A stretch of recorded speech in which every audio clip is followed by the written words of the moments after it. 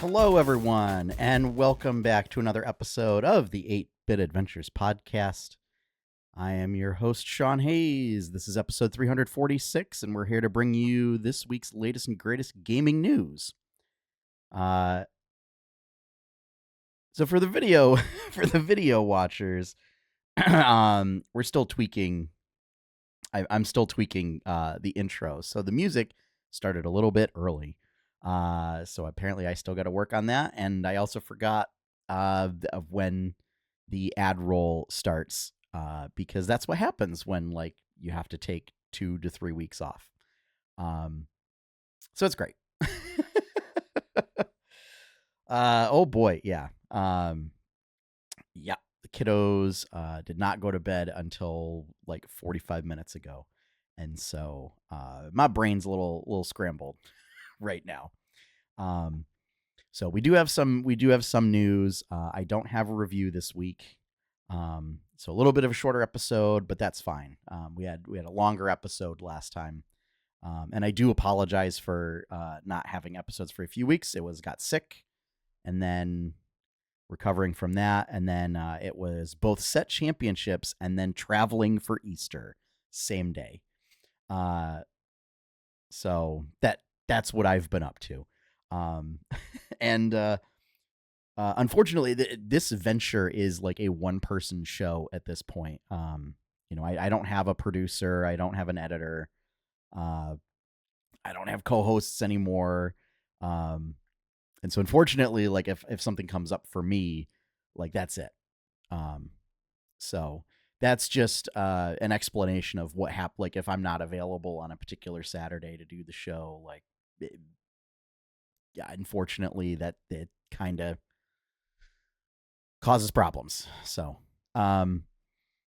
yeah. 4 pieces of news. And other than that, it's just been midnight. It's just been, logging in and doing weeklies, doing raids, to get leatherworking patterns. But then my home D&D group we're getting a Warcraft campaign prepared, just for when we have to kind of transition what game we're playing. So that's been fun, trying to come up with that stuff. And we've been playing Daggerheart for the past several months, and so it's kind of nice to jump back into D&D. So without further ado, let's get into this week's news.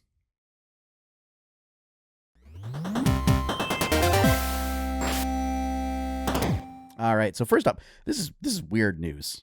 Bloomberg reports that a Disney extraction shooter game is reportedly in development at Epic Games as part of Disney's $1.5 billion investment in the company. It's said to be a shooting game not unlike Embark Studios' Arc Raiders. And then it talks about, the article then talks about sort of the crossover with like all the various Fortnite crossovers, and how we've even had Buzz Lightyear and Emperor Zurg in Fortnite. There's been Star Wars, there's been Marvel, blah blah blah. It's the fact that like Disney proper has been in Fortnite that seems weird to me. And the fact that like this is a extraction shooter is a really bizarre genre. So I don't know what's going on there. It does say unclear as to what IPs would be involved with this. I could see it being Star Wars. Like Star Wars would make sense as an extraction shooter.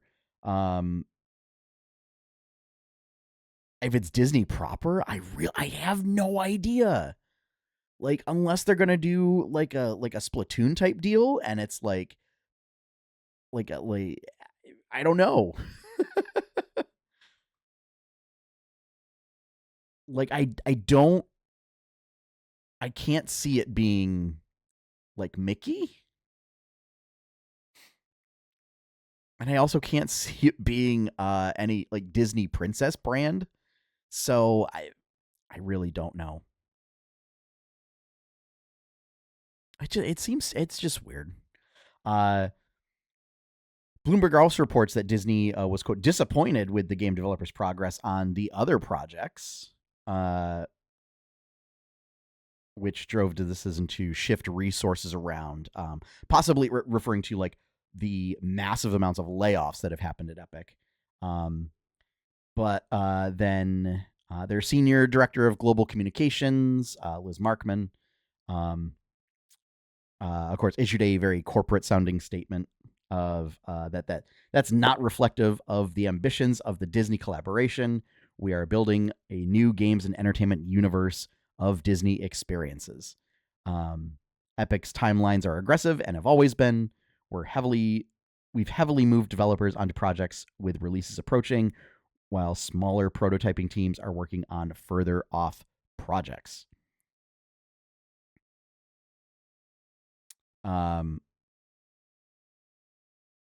So yeah, it's I don't know. It again. I really wanted to bring this up because it's such a weird piece of news.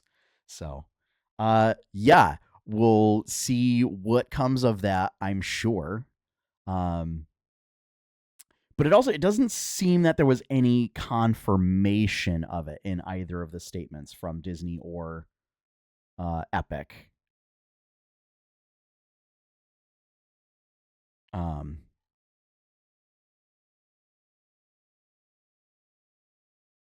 But those familiar with the Disney games say some at Epic are optimistic the project will stick the landing at launch. But internal reviews have expressed concern about unoriginal game mechanics. And I don't know. I don't think a game has to have wholly original mechanics in order to be successful. And this is something that when I studied game design in college, we ran into a lot, which was it's hard to come up with wholly original mechanics for things. And coming up with original mechanics doesn't necessarily mean that you will have a successful game either. You could come up with stuff that's like brand new to a series or is like novel in some way, and then it just proves cumbersome. See various Star Fox games. So I don't know. I mean, wholly unoriginal game mechanics seems to do just fine for like Call of Duty and Battlefield. So, yeah. So that wraps up that news story. Next up, Gamesindustry.biz reports that current and former staff at the developer/publisher Gunzilla Games claim that the company has not been paying salaries for months. This is also particularly notable as Gunzilla is the parent company for Game Informer now. So there's a lot of contractors as part of this.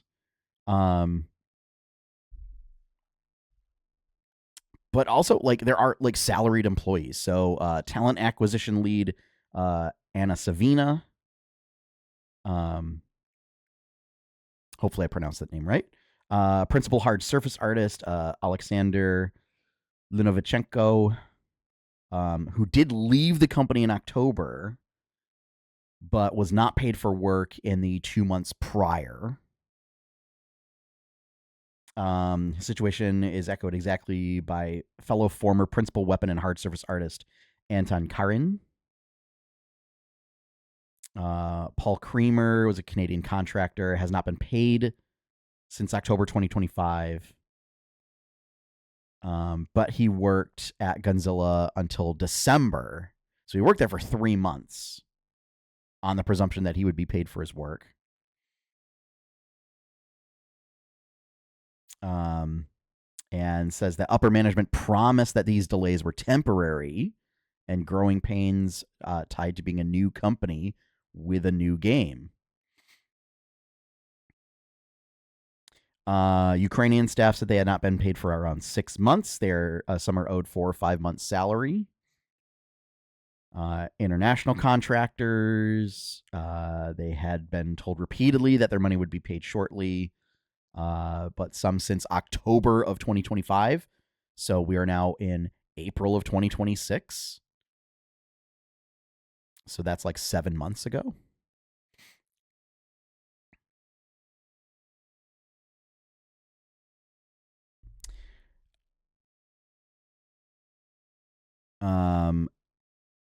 Looks like staff in the UK and Germany have been paid throughout, though staff in the UK were periodically paid late. And at the time of writing, some of the staff in both those locations have not been paid for the work in March. Workers in the UK said they have experienced issues with pension payments. Between May and September, Gunzilla failed to make contributions to pension pots, despite those being deducted from the pay slip. Oh, jeez. Staff said the company has blamed this on its payroll provider and said it was aggressively trying to rectify the situation. In October, the studio back paid outstanding contributions, but since November, no further contributions. This is a mess. Holy moly.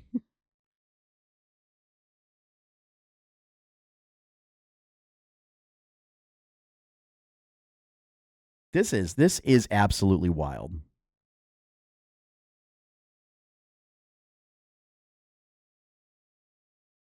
And like they have offices in Frankfurt, Kiev, LA, and London.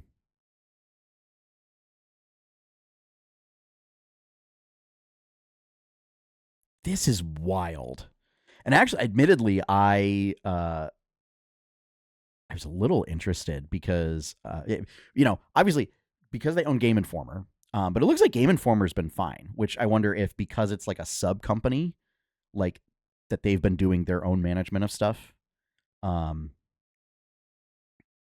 This is a mess. This is bad. Like that's really bad. But I took particular interest because a friend of mine from like elementary school, middle school, high school, she had done a bunch of work for a developer, and that developer just failed to pay her something around the total of $24,000. And has continued to not pay her, and so she had to do like a fundraiser to just like help get some of that money. And thankfully is looking into legal recourse. But I was trying to put pieces together to see like, oh, maybe was it Gunzilla? I don't think it was Gunzilla, but like this is it. Like when I first looked at this article, I did not realize the extent of how bad it was, and this is a nightmare. This is an absolute nightmare. So yeah. It's also their claim to fame is a game called Off the Grid, which was notable for using blockchain and NFT type stuff. So I'm glad that they saved Game Informer, but yeah, this sounds like a developer who is developing it is like hitting all of the warning bells and the red flags of like It was initially created with like venture capital money. Um, its premier debut title, third person battle royale, that promised extensive Web3 integration with optional NFT based item trading.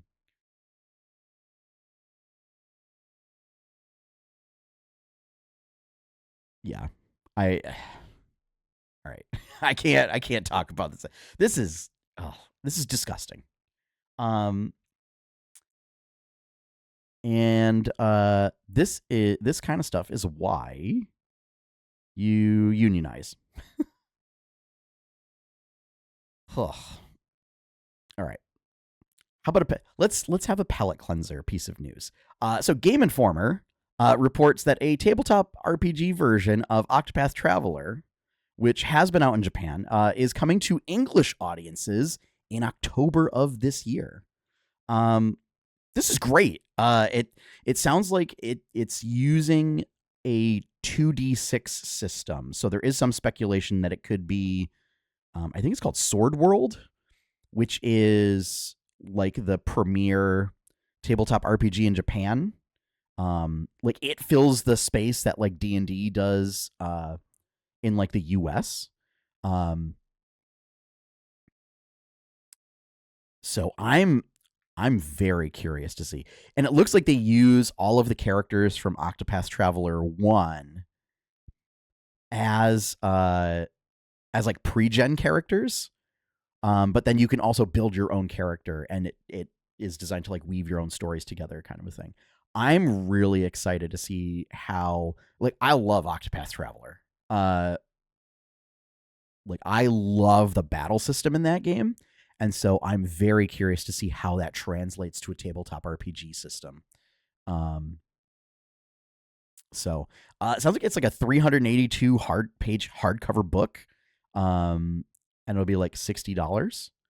Uh, so I may need to check in with my local game store and see if there's any interest in carrying it. uh, so yeah, looks like it's being published by Dark Horse here in the States. So um, rest assured, as soon as more information comes out about this game, um, which like it is out in Japan, and so like there's been efforts from uh, individuals to try and like translate it, but I don't know how successful that's been. Like RPG manuals are pretty dense, and like you want to get all of like the syntax correct because like it's a rules manual. So yeah, I haven't looked into any of those translations to see like how the mechanics work, but um, very excited. It's also for a point of fact, it is called the Octopath Traveler TRPG. So it is not tactical RPG. Apparently, in Japan, they use TRPG instead of TTRPG, which does create some confusion because typically TRPG means tactical RPG over here in the States. But it is not a tactical RPG. It is a tabletop RPG. So, yeah, very excited for this. Looking forward to it. I definitely hope that there's no delays or anything. And I'm always interested in learning more game systems, especially ones that are super popular elsewhere. Like that, it'll be really cool. I think. So, very excited about the Octopath Traveler TRPG. For our last bit of news, Pokemon Champions. Oh boy. So this is out now, folks. This is kind of a free to play spiritual successor to Pokemon Stadium. But in its launch state, it is not good. is apparently the reception from audiences. It looks like there's a lot of very weird, unusual bugs. Like the frame rate seems to be locked at like 30 frames per second. It's fuzzy. Like it looks like it's not there. There's something going on with the graphical fidelity. In order to utilize 4K, you have to like manually undock and redock the Switch 2. And then there's just core features missing. You can't do 6v6 battles. It does not utilize your Switch friend list, so you like in game you have to manually find other players. Like it's free to play, but comes with various options to pay money, including like basically monthly subscriptions, essentially. Yeah, it's you can pay subscriptions to it, or a battle pass, starter pack, like a $7 starter pack. It only has 185 Pokemon in it right now, whereas there's over 1,000 in the Pokemon franchise. There is no offline play, no local multiplayer. It's always online.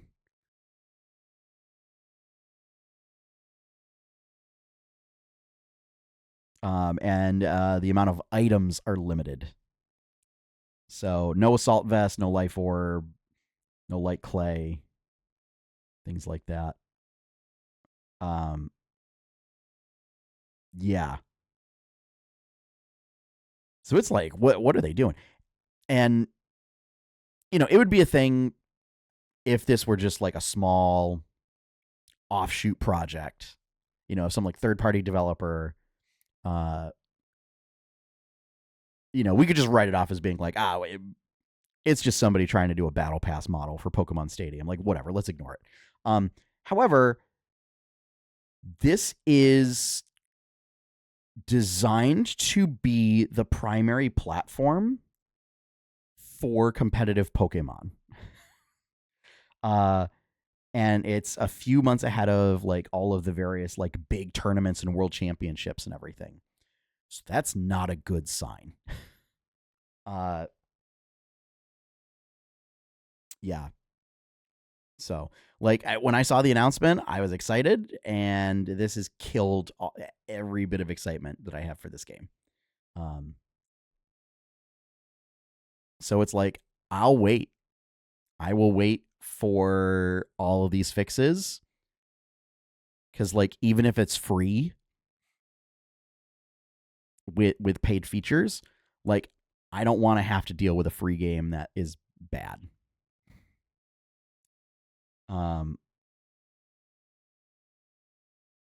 So and like the subscriptions allow you to store more Pokemon, and have more battle teams usable. You can unlock exclusive missions and battle music. The battle pass adds extra rewards, exclusive clothing for your trainer. Yeah, I don't know. It's like everybody just everyone just wanted Pokemon Stadium. Like, come on. So, there has there was an apology issued, and that they are working diligently to correct the bugs and add those features. But yeah, we'll see what the timetable is on making that happen. So, so unfortunately, bad news to everybody that also saw the announcement and got excited for it. It was not good. Yeah, I don't know. Go play Pokemon Stadium instead, or just go play Pokopia. So that is going to wrap things up for this week. Thank you all for joining me. As I said, it was a little bit of a shorter episode, but it's late and my brain's mush. So we will definitely have episodes for the next 2 weeks at the very least. So as long as there's news, but you know what? Even if there's not news, I will come up with things to talk about. So, yeah. So we'll My goal is to get back on track and have this more regularly. My goal is to also try and just do more streaming. I'm going to try and experiment with some various things, like maybe try and do some Lorcana streaming, through like Lorcanito or something. I don't know. There's no official digital client for Lorcana, so it kind of gets dicey as to like whether whether you want to stream any of those services. But maybe like getting back into doing Stardew Valley, maybe trying to stream some World of Warcraft, Octopath, who knows. So I'd like to get back into doing that. Still working on updating the website for comics. I still got a lot of work to do. So I haven't done any comics lately, but